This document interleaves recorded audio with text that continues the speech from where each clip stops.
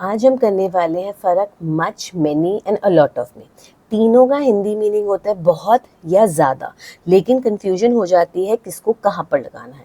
पहली बात तो ये मच, मैनी और लॉट ऑफ का जो कॉन्सेप्ट है ये लगता है संज्ञा के साथ, यानी जब आपके पास कोई चीज़ बहुत ज़्यादा होती है तब आप लगाते हैं ये कॉन्सेप्ट। लेकिन हमें ये देखना पड़ेगा कि कौन सी चीज़ के साथ मच आएगा और किन चीज़ों के साथ मैनी आएगा, और इन दोनों को अगर हमें ना समझ आए तो तीसरी ट्रिक क्या है।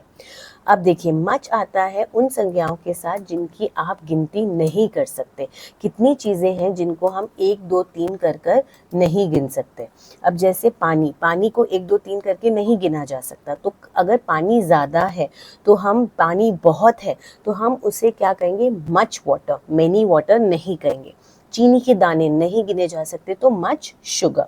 अब ये कुछ चीज़ें होती हैं जो आप छू रहे हैं, आप महसूस कर रहे हैं, आपको दिख रहा है कि आप गिन सकते हैं या नहीं गिन सकते।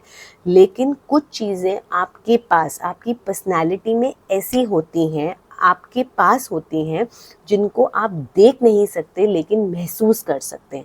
जैसे किसी का तजुर्बा, किसी के पास अगर अच्छा तजुर्बा है यानी वो उस तजुर्बे का मालिक है, लेकिन उस तजुर्बे को छुआ नहीं जा सकता, तो एक्सपीरियंस भी एक संज्ञा है, लेकिन वो आता है एब्स्ट्रैक्ट नाउन में, वो भी एक संज्ञा है। इस तो उसको गिना नहीं जा सकता, तो उसके साथ हम लगाएंगे मच। चाहे वो आपका तजुर्बा हो, चाहे वो आपका पेशेंस हो, आपका धैर्य हो, चाहे वो आपका ज्ञान हो, नॉलेज हो, या आपके पास शांति हो, तो ये चीज़ें आप छू नहीं सकते। तो सिंपल सी बात है, अगर हम छू नहीं सकते तो हम गिन नहीं सकते, तो इन सब के साथ क्या आ जाता है, मच।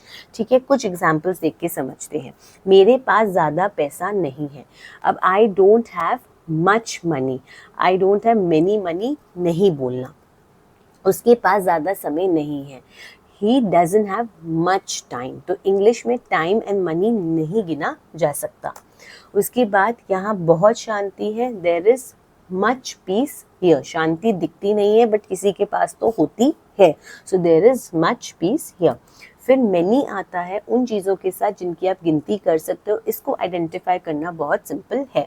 मैनी बुक्स गिनती की जा सकती है, गाड़ियाँ गिनती की जा सकती है, दोस्त गिनती की जा सकती है। ठीक है, अब इंग्लिश में अपॉर्चुनिटीज़, जो अवसर आपको मिलते हैं, मौके आपको मिलते हैं, वो भी माना जाता है कि हम गिन सकते हैं। किसी की गलतियाँ, वो भी माना जाता है हम गिन सकते हैं। तो अवसर हो या गलतियाँ हो, हम मानेंगे कि हम उसको गिन सकते हैं, तो उसके साथ मैनी आएगा, मच नहीं आएगा। ठीक है, एग्जाम्पल्स देख के समझते हैं। मेरे पास बहुत सारी किताबें हैं, आई हैव मैनी बुक्स। जहाँ बहुत लोग हैं, देयर आर मैनी पीपल। अब बुक्स और पीपल को गिन सकते हैं। अब वही गलतियाँ, मैंने कहा था गलतियाँ और अवसर दोनों को हम इंग्लिश में ये मानते हैं कि गिने जा सकते हैं। कुछ टर्म्स हैं, जैसे कुछ नाउन है जो आप समझ लो कि आपको याद करने पड़ेंगे कि अपॉर्चुनिटी और गलतियाँ। वैसे तो बैठ के कोई किसी की एक गलती दो गलती नहीं गिनवाता, बट इंग्लिश ग्रामर में mistake is a countable noun. He made many mistakes, हम ये नहीं बोलेंगे he made much mistakes, many mistakes हो जाएगा कि हम गिन सकते हैं। अगर आप तो भी इन दोनों में कंफ्यूज रहते हैं कि मच कहाँ लगाना है, मैनी कहाँ लगाना है, सबसे अच्छी ट्रिक है कि दोनों में मत देखिए काउंटेबल है कि अनकाउंटेबल, आप सिंपली आप लगा दीजिए अ लॉट ऑफ। जहाँ आपने वर्ड देख लिया बहुत या ज़्यादा, तो आप लगा दीजिए अ लॉट ऑफ। अब यहाँ पर जितनी भी चीज़ें, इन सब के साथ मैं अ लॉट ऑफ लगा सकती हूँ मच और मैनी की जगह पे। जैसे अ लॉट ऑफ मनी बोल सकती हूँ, मेरे को मच मनी नहीं याद हो रहा, मुझे कंफ्यूजन हो रही है, तो मैं अ लॉट ऑफ मनी लगा दूंगी। मच शुगर की जगह मैं लॉट ऑफ शुगर लगा दूंगी। मैनी फ्रेंड्स की जगह अ लॉट ऑफ फ्रेंड्स लगा दूंगी। यहाँ पर मैंने लिखूँ ही मेड मैनी मिस्टेक्स की जगह he made a lot of mistakes लगा सकती हूँ मैं। ठीक है, सो अब जैसे वाटर है, वाटर भी काउंटेबल नहीं था, अब मैं कंफ्यूज हूँ तो मेरे को नहीं समझ आ रहा, तो मैंने लॉट ऑफ लगा दिया। There is a lot of water in this bottle. There is a lot of peace here, much peace की जगह अ लॉट ऑफ पीस लगा दिया। ठीक है, तो ही हैज़ मेनी कार्स की जगह he has a lot of cars हो सकता है। ठीक है, तो ये सिंपल सी ट्रिक है कि अगर आप मच और मेनी में कंफ्यूज हो जाए तो इसकी जगह आप अ लॉट ऑफ लगा दीजिए। अगर वीडियो क्लियर हो गई हो तो please like, subscribe and share ज़रूर करिए। कोई और ग्रामर टॉपिक आप करना चाहते हैं तो कमेंट बॉक्स पे ज़रूर लिखिए। Thank you so much.